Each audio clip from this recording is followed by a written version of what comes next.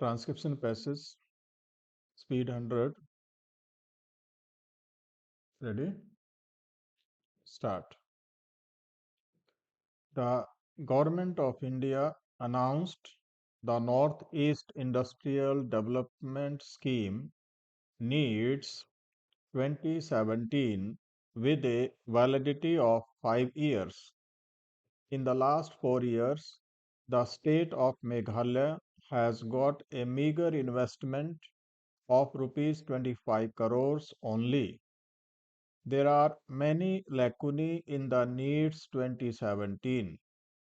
As a result of the 1997 and 2007 policies, cement and steel rolling mills have been kept in a negative list, which creates huge employment opportunities, promote ancillary units, and contribute revenue to the exchequer. Therefore, these should not be kept in the negative list in the new industrial policy.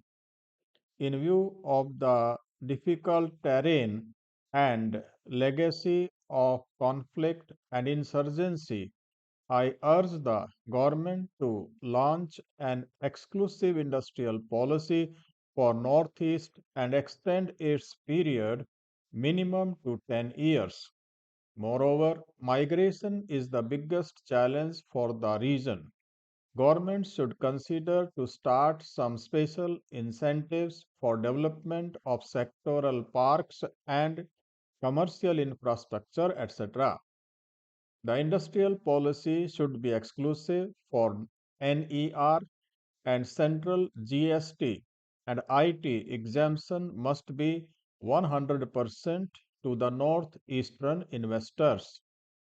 If government starts more PSUs or job oriented investment in the region like rail coach factory and steel industry, it will help to generate employment there. To incentivize the quality and organic tea production, incubation centers may be set up and special incentives may be provided to startups. Developing a robust land based trade across borders would boost economies. Oil palm program received rupees 900 crore in the recent budget to make it an oil palm hub for reducing import dependence on edible oil, but security is also crucial. So, I urge the government to look at bringing agricultural land in peninsular India under palm oil cultivation instead of NER biodiversity rich forest or Zoom land. The budgetary allocations made to APEDA, MPEDA, and plantation boards such as tea, coffee, rubber, and spices boards in BE 2022-23 is low. I therefore urge the government to launch improvised Northeast Industrial Development Scheme with large coverage of interest of people of Northeast and explore more opportunities for the overall development of the region. The long term vision of the government is to make India a major player in the world trade.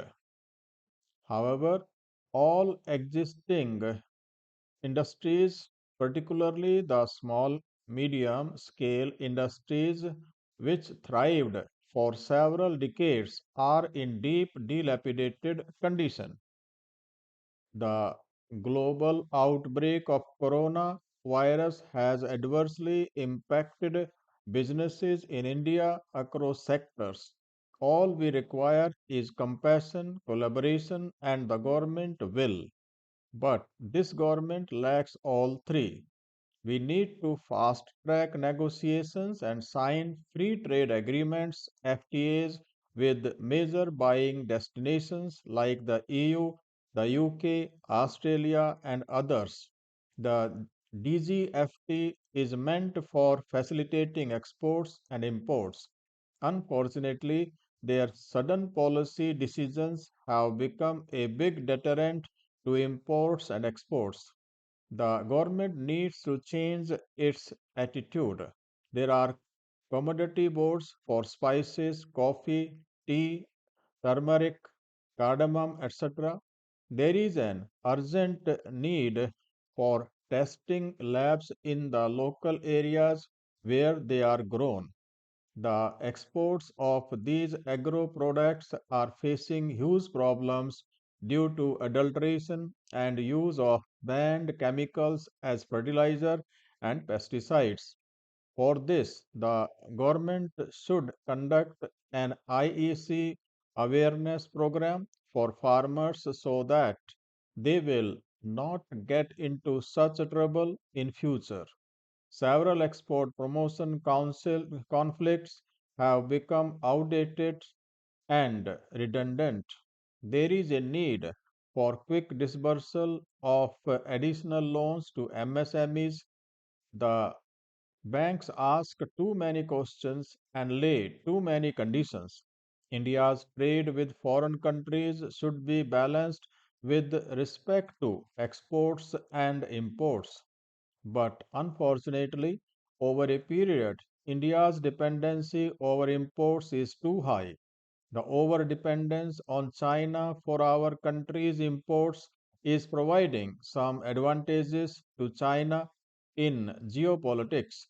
India should somehow reduce this trade deficit with not only China but with all foreign countries. Sir, there are bad incidents where fictitious farmers groups work as cotton mafia. They get false certification for conventional cotton as organic cotton. Therefore, I urge the government to assign APEDA to maximum power to eliminate such cotton mafias malpractice. I also would like to know from the Honorable Minister whether APEDA has conducted a detailed investigation in view of faulty and fake certification of organic cotton farming.